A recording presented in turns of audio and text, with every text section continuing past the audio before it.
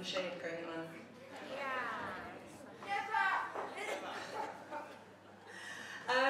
So a lot of people know me as a writer. I write serious columns. This is not going to be a very woke story. Just prepare me. And they don't know the other sides. Because the other sides, I've got problems, guys. I've been Frank Oceaning for a while. For my friends and family, it's July 2021. They've given up even waiting. And I feel like your 20s are like this time of existential crises after existential crises. And then your friends in your 30s are like, it's still gonna happen. I'm just like, let's calm down. So I'm gonna tell you a story today about one of my last existential crises, which is an ongoing thing because they don't stop. It's like the revolution just continues. So it's late 2015. The year of hatefulness that is 2016 has yet to dawn. And the world is basking in the warm, rich glow of 3 words. Hello, it's me.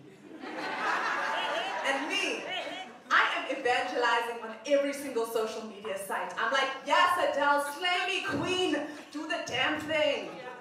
So much so that my friends start telling me, Danny, I have to mute you on Facebook because you're bringing too much Adele onto my timeline.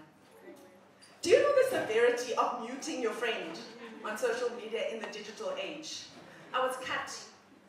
But you know, sometimes you need to just let people be. You need to let them not give themselves nice things. You need to let them worship at the altar of their mediocre faiths. You need to let them bathe in this bargain basement of their favorite musicians. No shade, guys. But all shade. All shade. So, one day, one of my faves says to me, you know, Danny, if Adele twerks, let's go see her live. So I answer the way anyone answers when they have no intention of following through. I'm like, yeah, definitely. You know that voice that you use when you want to go to coffee with someone, but you're never gonna go. You're like, yeah, sure, we should do that. Maybe I should just go with her. But somehow I find myself months later in the middle of small town KZN with its patchy cell service. And I've got 2 cell phones, an iPad, and a computer all on, trying to hook up these Adele tickets and get the hottest ticket in town. I'm stressing out, and I'm freaking out, because you know, there's a special kind of stress that comes with trying to get concert tickets. It's like a unique kind of stress, and the person who agrees to get you concert tickets, that is a saint. That person needs to be knighted. That person is a blesser level 1000. So now I'm sitting in blesser level 1000 mode with all my devices. And there's like a fresh hell that comes with trying to get Adele tickets. And this fresh hell is the fact that once you get through that waiting room, you know when you're like number 1000 and you're just watching and you're hoping your page doesn't refresh. Once you get past the waiting room, you have 2 minutes to complete the form before you lose your tickets. 2 minutes. So I lose these tickets multiple times.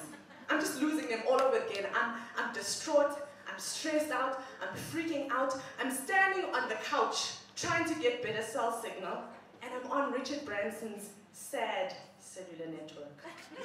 I think I had Edge or something like that. So eventually, I get into the waiting room, I get my tickets, and I realize that I've just gone into the most delicious but terrifying debt. And I have to be talked down off this later. Like, what have I just done? What am I doing? It was a moment. But now, if you know me, you'll know that I'm also very administrative. I have files, I have statements, I have spreadsheets. Me, I'll fix your life with a spreadsheet. I will be the Andy to your Miranda Priestley. I will cater to you with a budget. So now we're getting visas. And I'm like, no, I know exactly what to do. I know exactly where to go. So we're in the middle of Sandton City, because 2 years prior, I'd gone to London to record the beginning of my album, the Frank Ocean album. And when I get to Sandton City, I'm like, yes, girl, you know all your things. You can get it. Look at that. You're administrative. That's until we are running through Sandton City with our literal woes. We have 10 minutes to make our appointment, and we're asking people, where is this place? We realize in that moment that it's in a whole nother building on the other side of Sandton because it's moved. Guys, we have 2 weeks to go until we're flying to London. Now, obviously, I've told everybody on social media, me, I'm going to see Adele. But because of this era, I might not be. Now, there's a key moment in any relationship, be it a friend, a family member, a babe, and it's when you realize, could I do the Amazing Race with this person? And in that same moment, you realize who you would be on the show. Now, I thought I would be the calm, collected one. You know, the one who's strategic and logical, being like, Anthony, we're okay. Let's just look at the map. But no. Here am I outside Sandton City, yelling. I'm like, listen, just listen, calm down. Why are you so pessimistic? We're gonna get there. Listen, just get in the damn Uber. Get in the Uber. Do you notice I got extra colored there? So, I'm stressed out, and I appear on the surface to have lost all my dignity, my calmness, integrity. But underneath it, while we're in the Uber, I'm actually being really strategic. Because I'm thinking, how am I gonna get us out of this mess? And while I'm there, I'm like, I know, I'm gonna get to the door, no matter who's at the door, I'm gonna smile, I'm gonna show them my legs. I had a plan to flirt my way into the British Embassy. We arrive there, we get lost again in this new building. I freak out again. But finally we get through the door, didn't have to show my legs, but I was prepared, babes. I was ready, I was even hacking the dress up. And we're fine, we get visas. Now I'm like, okay, fine, we're singing it out. So we arrive in London, now we're ready to subsist on £3 Tesco meals on our sad South African rands. This is post-Nenegate, London. I'm like, I'm gonna be eating like crisps all the time, but it's fine, because it'll be part of my story of when I saw Adele. So, because I'm a true millennial, I start thinking of the important things in life. Namely, how am I going to Instagram this? Yes. I wish I was lying. In the middle of me thinking about my selfies with the beauty face filter, and the pictures of the buildings, because architecture, and those shots of food that are mandatory, I'm like, I'm going to be innovative. I'm going to Instagram myself running through London streets. Like next level, right? You know, when you're in that like post-run glow up, your cheeks are rosier, the scenery's enviable, your life looks like everything. I'm ready. So the next morning I wake up, it's raining, I'm like, Beyonce won't care about the rain. I get out, now I'm running. Guys, it's beautiful. Auntie's playing, my Strava app is on, I'm tracking my run, the tracks transition from needed me to woo. I'm thinking about those nonchalant hashtags that I'm gonna have on my post. You know, I'm lost in the sauce. I'm swimming in the sauce. 300 meters from the door, I fall. And as I fall, I don't think, oh my God, I could really have injured myself, because I'm not up yet. I'm thinking, this is not going to look good on Instagram. I can't tell anybody that I fell and now I twisted my ankle or whatever. And I get up, and because logic is absent in these moments, I'm looking at the door of my Airbnb. I'm like 50 meters now. and I phone. I'm like, oh my God, I fell. I ruined our holiday. Now we're not going to see Adele because I can't with a sprained ankle. Logic. And eventually we have to go to the pharmacy. The pharmacist says you have sprained your ankle. I get painkillers, compression sock, Transact patches. But I power through, guys, because I'm focused. Yes. Don't power through, please. Look after your body. But I power through. I don't tell nobody on Facebook because I'm like, no, it's not good for the image. So eventually, the day arrives and we're going to see Adele. So we take the train from London to Manchester. Then we're walking around Manchester. You know, I buy 10 lipsticks because I'm focused on my life. And we decide, you know, that day we just do everything in the spirit of Adele. We drink a little bit extra. We swear a little bit more. We wear winged eyeliner because I'm focused. And then we arrive at Manchester Arena. And I'm like, I did so good. The seats are so nice. We're on the ground level. If you break it down into thirds, we're in the beginning of the last third. And I'm like, nah, guys, it was good. I'm like, no, we can see the stage. You know, Adele's not that small. She looks good. And then they raise this huge black thing in front of me. Looks like a sound rig or something. At that point, I think, I've traveled from South Africa to Manchester to look at a black box. And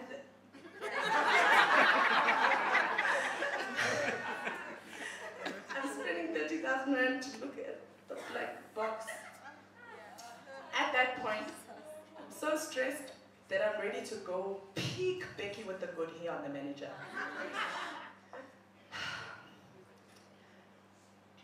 Then the crowd morphs into this huge scream.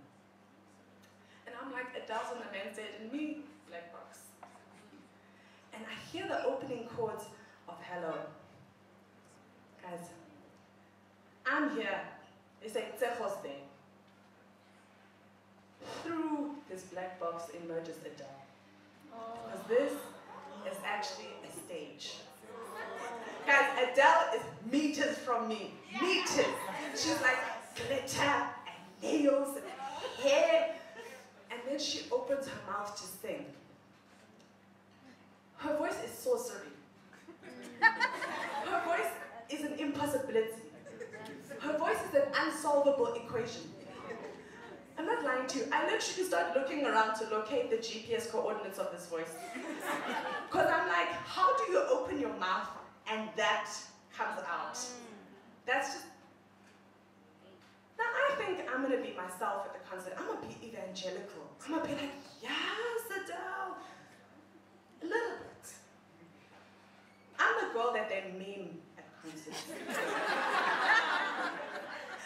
I'm standing there crying uncontrollably, multiple times.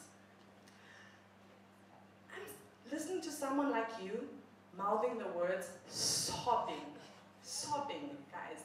I'm looking at Adele the way Meredith looks at McDreamy when she's like, pick me, choose me, love me. And in the middle of all this crying, I realized that all my planning, I forgot the one thing. The most important thing. How is I going to get Adele to pick me, choose me, love me, and get me on that stage? And now, I'm thinking strategically, guys, because Amazing Race, strategy. And I'm like, okay, I should have brought a sign, like, hello from South Africa. Just something witty. Or else, I should call out, because Adele's so amazing that if you call out at the concert, she's like, she has a whole conversation with you. She chats to her fans like they're in her lounge. But now I'm shy, also crying, so least likely. Then I'm thinking I could just propose in this moment to anyone. I could just create enough of a scene that I get on stage. And I meet Adele. So it'll be fine. But in the words of Asha, I was so caught up. I was so twisted. And I was just crying hysterically. And I'm wondering, like, what's going on with me? You know, my fave's turning to me, being like, what's wrong with you? And then I realized that these tears are complex. These tears are layered. These tears need to be theoretically unpacked. So in the process of the concert, I start unpacking the tears, and I realized, firstly, I'm crying because of Adele. Secondly, I'm crying because of Adele. Thirdly, I'm selfishly crying for me. Because I'm like, I want that stage. I want this crowd. I want this life. But mostly, I'm the only person standing in my way of achieving stuff. Guys, it was deep. And then, while a montage of when we were young is playing, you know, pictures of Adele in the background, other people are swaying to the beat. Me, I'm having a 4-minute existential crisis. Guys, I paid 30,000 rand for an existential crisis for 2 hours. Adele was serving me my whole life. She was challenging me, being like, what are you doing, girl? She's doing about your life. Like perfectly and you know, just beautifully. But I was stressed when I walked out of that space. I couldn't even talk. I was just like, I'm kind of mad, but I'm also liberated, but I'm mad that this had to happen to me. Because of the Frank Oceaning, I've been promising people an album for 3 years. Hi guys, don't. You know, my friends, they really resorted to that kind of, that pettiness, that subtle shade when you mention the album coming out. And when I went to this Adele concert, it was like the biggest dare. You know when you're a kid and someone's like, I triple dare you. Like Adele like quadruple dared me. And I was just like, I'll see you at the Grammys. Come for me. But I learned 3 things through this whole experience. Firstly, I learned one must be very careful when one does things for the gram. Secondly, I learned that I need to chase the things I want rather than the Joburg pavements. And thirdly, if this is what happened to me when I went to watch Adele, I need to be prepared for Beyonce. So I need to be mentally and physically, I need to be going to the gym, I need to start joining CrossFit, I need to do yoga, I need to do therapy for a year before Beyonce hands me my life, guys, on a silver platter. Because you know, if that existential crisis of 1 year lasting was induced by Adele, how is Beyonce going to slay my entire life? So please, follow me on all social media, because you know I'm going to give you the juice. And I will tell you in the future if I trip and fall, but I don't run in foreign cities no more, because that is for Becky's, that is not for me.